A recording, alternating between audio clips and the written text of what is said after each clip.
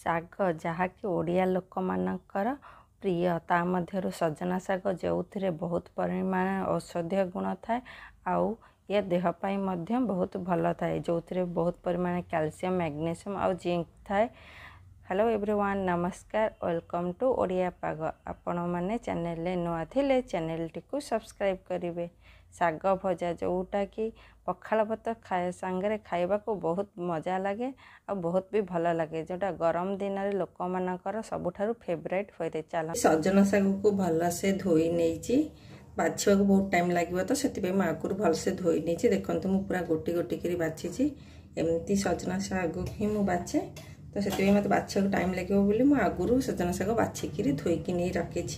ତା ପାଇଁ ହେଉଛି ମୁଁ ରସୁଣ ନେଇଛି, ଯେଉଁଟାକି ଚୋପା ଲଗାବାଲା ରସୁଣ, ଯେଉଁଟା ମୁଁ ଏମିତି ଅଧା ଅଧା କରି ଛେଚିଛି। ମୁଁ ଭାତ ପକାଇ ସଜନା ଶାଗ ଭାଜିବି, ତ ଏଠି ମୁଁ ଭାତ ନେଇଛି। ଏଇଟା ଅରୁଆ ଭାତ ନେଇଛି, ଆପଣ ଚାହିଁଲେ ଉଷୁନା ଭାତ ବି ନେଇପାରିବେ।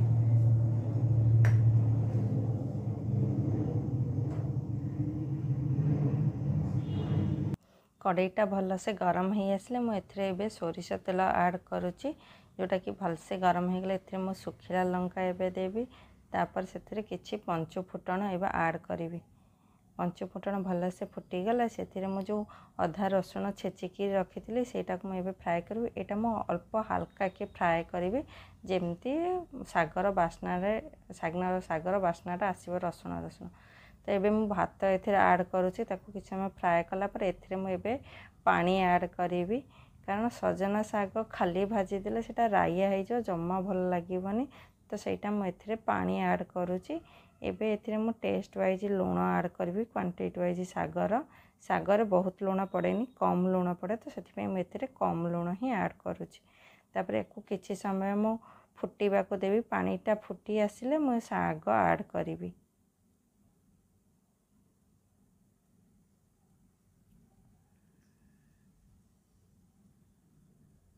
ଏବେ ପାଣିଟା ଭଲସେ ଫୁଟି ଆସିଲାଣି।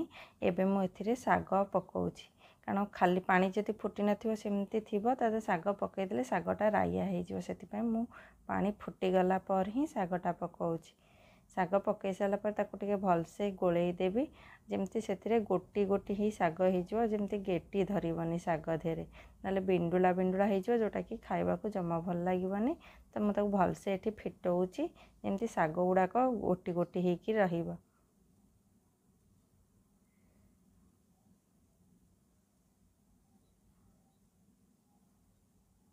ଦେଖନ୍ତୁ ଏବେ ପୁରା ଶାଗ ଗୁଡ଼ାକ ମୁଁ ଫିଟେଇ ଦେଉଛି ପୁରା ଗୋଟି ଗୋଟି କରି। ତାପରେ ତାକୁ କିଛି ସମୟ ମୁଁ ସିଝେଇବାକୁ ଦେବି ଶାଗକୁ। ଶାଗଟା ଏବେ ପରଫେକ୍ଟ ଭାବରେ ପୁରା ସିଝିଗଲାଣି। ଶାଗକୁ ଅଧିକା ଟାଇମ୍ ସିଝେଇବାକୁ ଦେବିନି, କାରଣ ଶାଗଟା ଅଧିକା ଟାଇମ୍ ସିଝିଗଲେ ସଜନା ଶାଗ ଜମା ଭଲ ଲାଗେନି ଆଉ ଶାଗର ବି କଲର୍ ଚେଞ୍ଜ ହେଇଯାଏ। ସଜନା ଶାଗ ଠିକ୍ ସିଝିଲେ ଶାଗର ଟେଷ୍ଟ ଭଲ ଆସେ। ଏବେ ଶାଗଟା ପୁରା ପରଫେକ୍ଟ ଭାବରେ ହେଇଗଲାଣି। ଦେଖନ୍ତୁ ଶାଗଟା କେତେ ବଢ଼ିଆ ଦେଖାଯାଉଛି। ଶାଗକୁ ଦେଖିଲେ ଲୋଭ ମଧ୍ୟ ବି ଆସିଯାଉଛି। ଆପଣମାନେ ଭିଡ଼ିଓଟିକୁ ଲାଷ୍ଟ ପର୍ଯ୍ୟନ୍ତ ଦେଖିଥିବାରୁ ଧନ୍ୟବାଦ। ଭିଡ଼ିଓଟି ଭଲ ଲାଗିଲେ ଲାଇକ୍, ସେୟାର ଆଣ୍ଡ ସବସ୍କ୍ରାଇବ୍ କରିବେ। Thank you.